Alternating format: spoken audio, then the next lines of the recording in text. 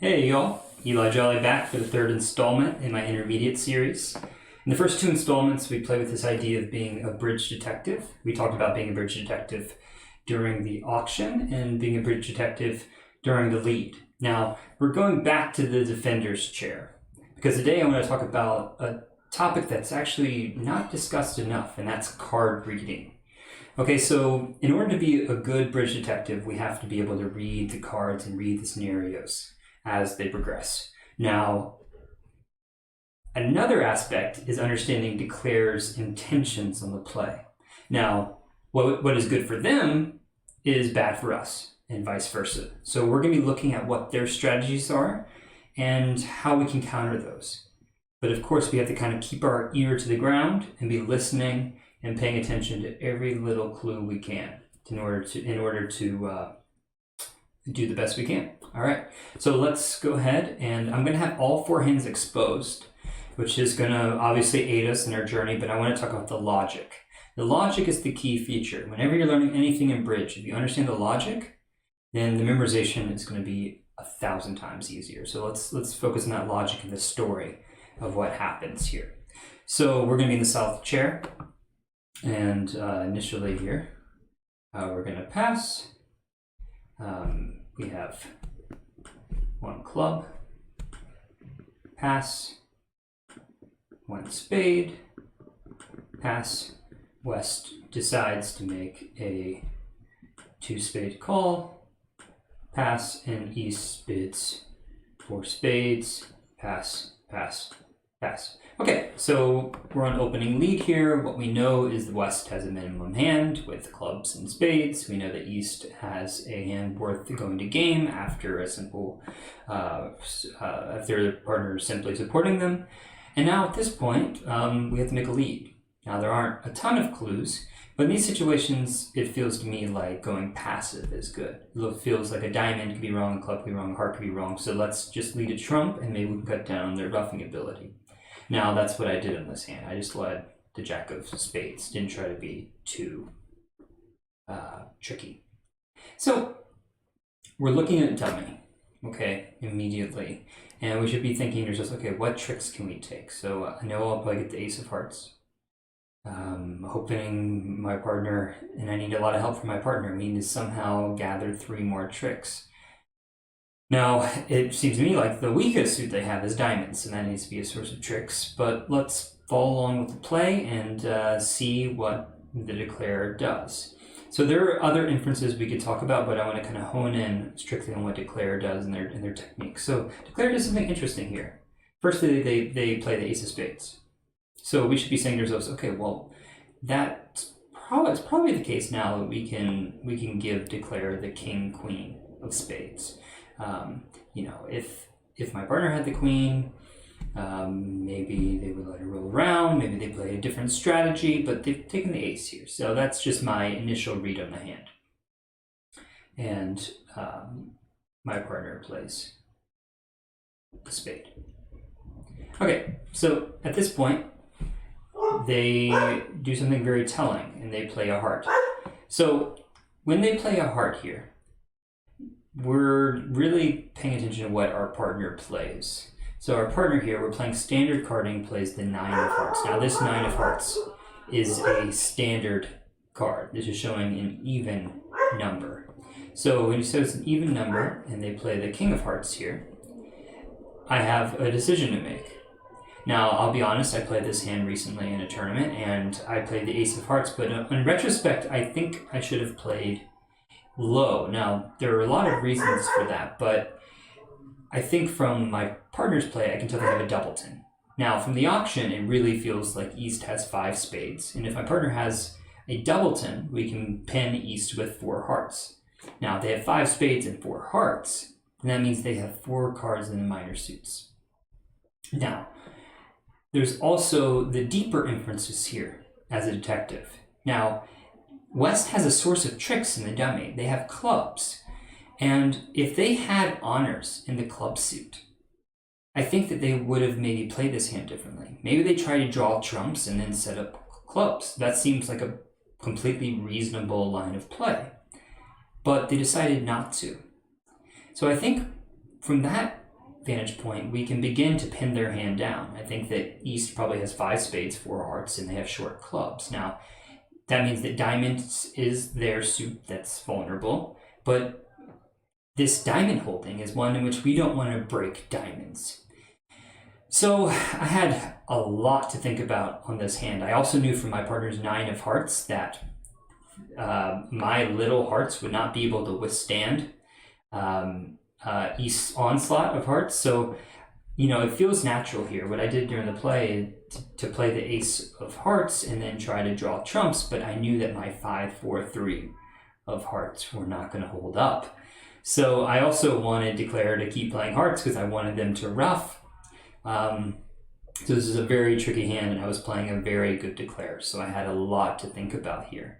But we can see how just 2 tricks in, we can gather information from the ace of spades play and then the heart play. I think they want to ruff hearts. That means they have length, and they did not play on clubs. So all those pieces together could lead us to maybe make, I think, the best play in this hand, which I played a diamond. I played the jack of diamonds, which I don't think is great, but I think perhaps the best play is just to keep playing spades and then hope that my partner has the diamond holding to withstand their ability to ruff spade hearts and set them up. So this is a very tricky hand, but the main point is that you're gathering those clues at trick 1 and trick 2. Now this is a little precursor, and hopefully we can do more on this next hand. Awesome. Okay, let's jump in here. Alrighty, so this hand actually I played as West, but we're looking at it from South's point of view. So I was playing with a partner of mine, it's a spade, North passes, and we play that Jacoby to no trump is limit raise plus. So here my partner decided to evaluate their hand as a limit raise plus with their good shape and long clubs. I think it's a pretty good evaluation. Pass here. And then here we play a different system, but I did 3 clubs saying I had a minimum hand, pass, and then partner just took me to 4 spade. They took me to 4 spades, I believe. Okay, so pass, pass, pass. So anyway, we're in this spade hand, and here they lead club. Okay, so they lead a club, and they play the 10, and I ruff. So at this point in the hand, I had major issues. I'm definitely going to lose a couple diamonds in a spade. So that's a big problem. There's also a chance of losing another diamond. So it seemed to me like the cross-ruffing route was the best chance for 10 tricks, so I just played it along those lines. And this is what South should be thinking as well. So clearly, based on the auction, based on trick 1, I have a void in clubs, and I have 5 or 6 spades probably. So that leaves Declare with 7 cards and the other suits. So Declare has a lot of work to do here. So at this point, South should be just giving their partner a count probably. And then the West hand plays the king and pitches a diamond. And then at this point, they play a diamond. Okay, it plays low. It gets a little lucky with the 9 of diamonds. So they win the ace here, and this is when you got to really start counting Declare's tricks and what they can do. So Declare, it seems like Declare does not have the Jack of Spades, Jack of Hearts, or has the ability just to set up hearts by force or anything. So at this point in the hand, it feels like Declare's only real option is the cross ruff. So how do you counter a cross ruff? It's just to lead trumps here. But our knowledge that Declare has 5 spades, no clubs, and is taken this route leads us to the killing defense, which is the lead of spades. So it goes back to that idea of what is good for them is bad for us, and so you counter what they're doing here. So a little bit of card reading. We could have also taken the inference from our partner that they had an even number of hearts.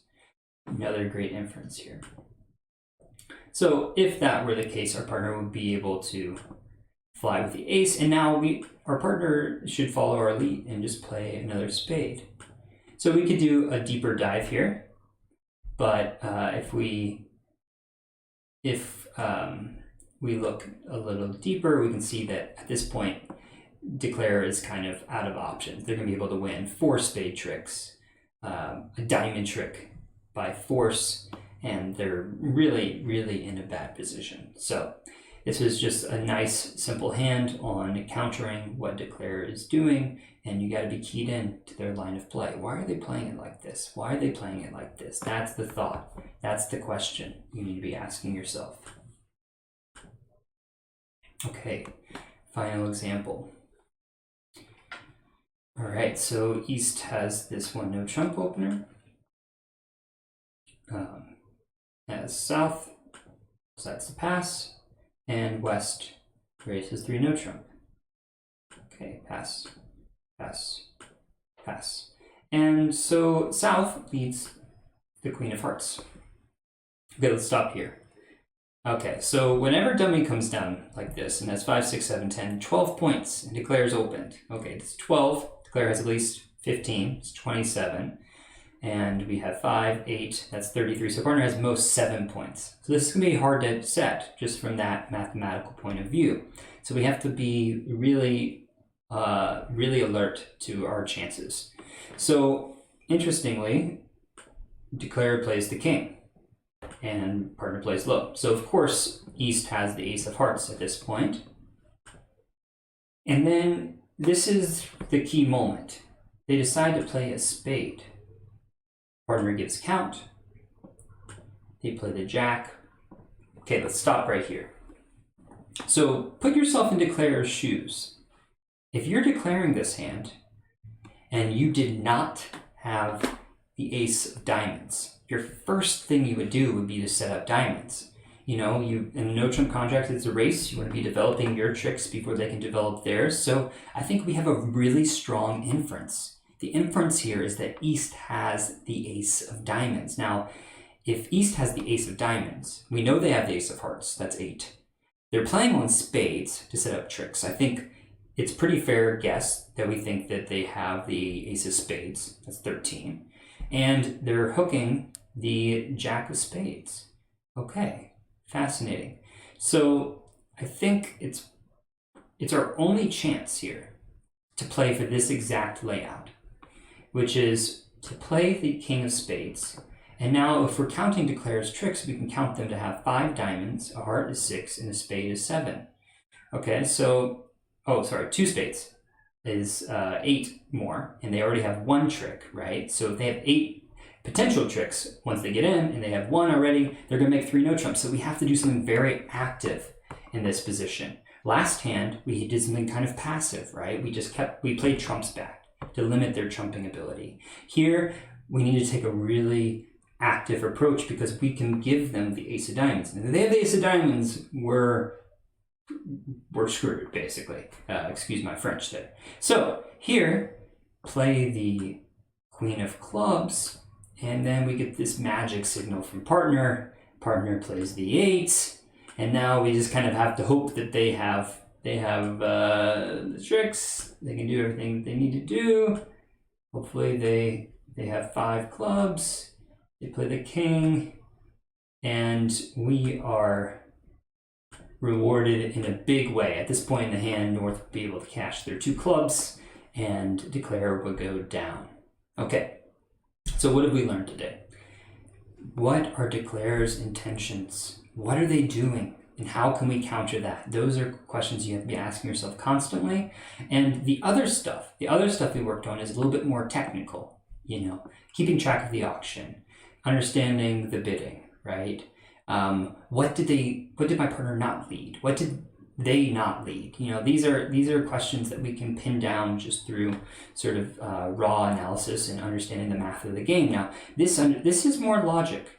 This is the really where the logic of the game kicks in, and you have to be asking yourself these questions, especially on defense, because you have to take clues from Declare's line and then counter them. All right, thank you guys so much for watching. I hope this was helpful. If you liked my video, please like it on YouTube, subscribe to my channel, and hopefully I will see you soon. It's my goal to try to put out one of these a week, and stay tuned. Thank you again, and happy bridge. Bye.